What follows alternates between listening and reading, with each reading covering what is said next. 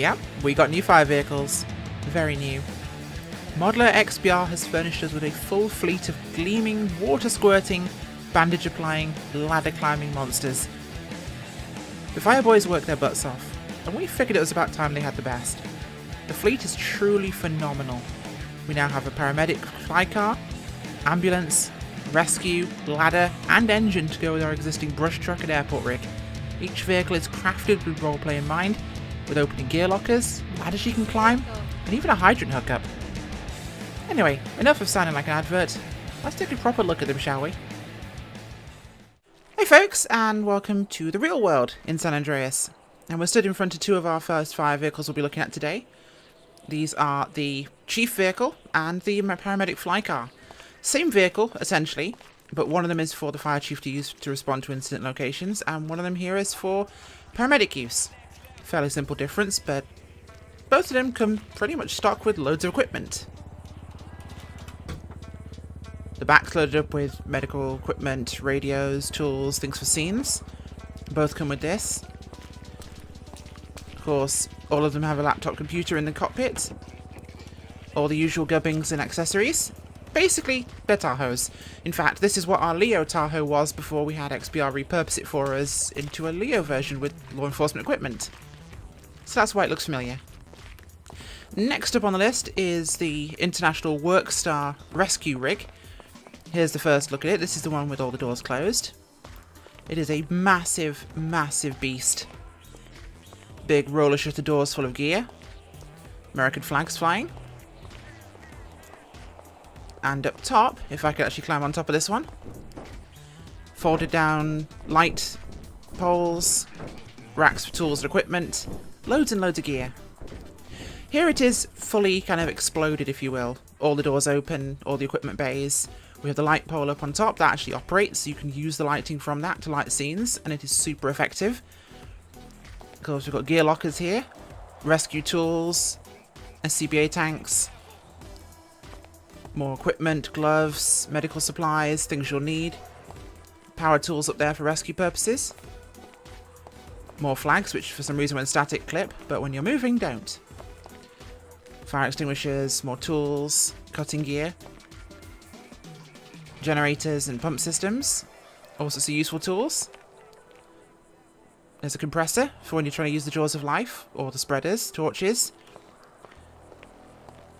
And we'll hop up inside the cab.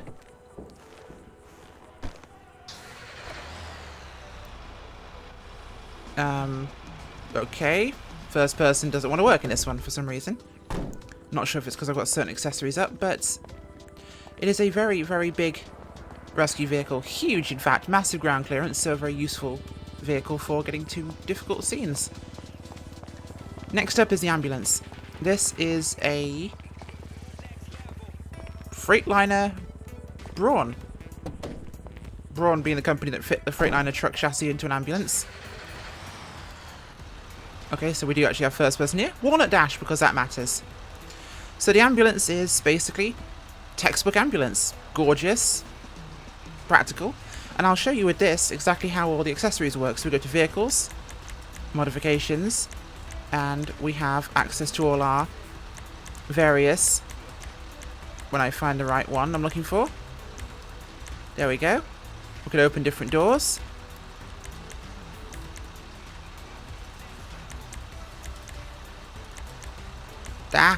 Yeah, I started to work out the correct order for all these. But coolest of all is, yeah, that's our stretcher out the back, and you'll see more of that in a second once I open all the doors. So we go to our door menu. And we hop down. So obviously we've got all our typical medical equipment in there. More and more useful equipment.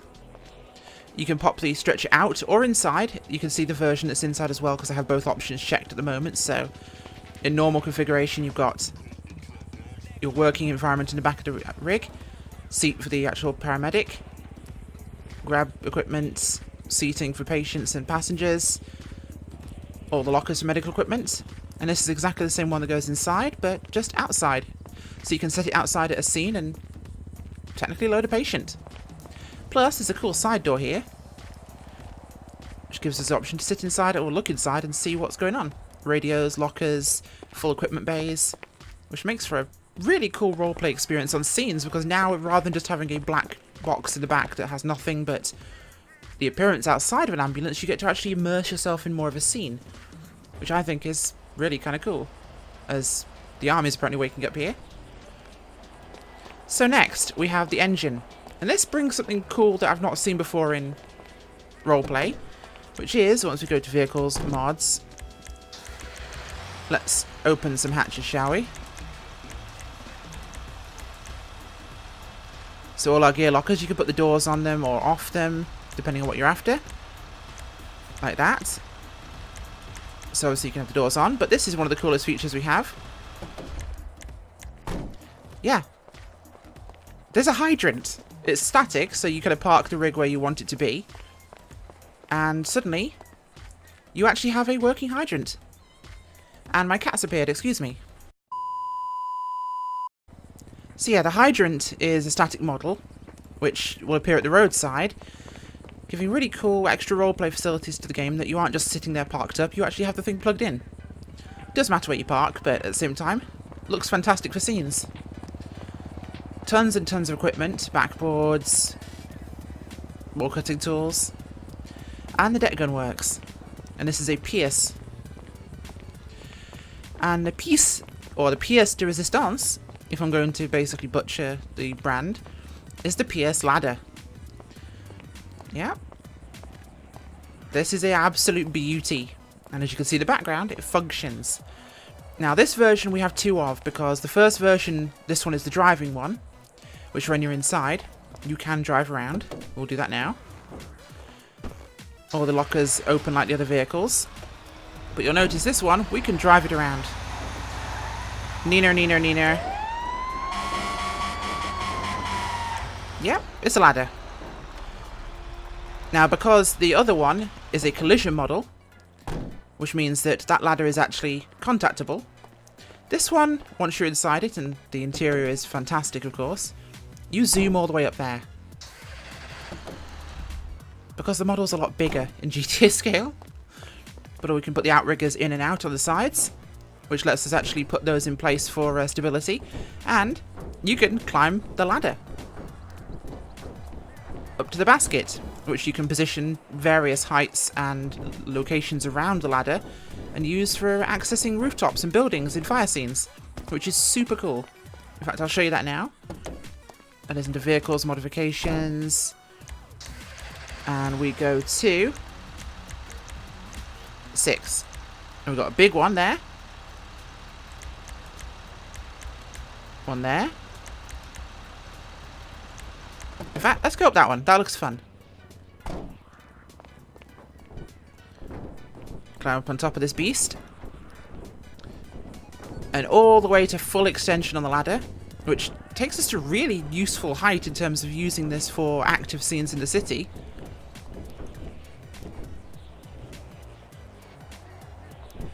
Not bad for Grand Theft Auto, and the XBR's done a phenomenal job with all these vehicles, to the extent that we can have so much fun with fire roleplay. Let's get down. Yep, I can parachute off a vehicle. Look at how far GTA 5 has come. Ah, yeah, never thought I'd ever be able to parachute off a vehicle. But there you go.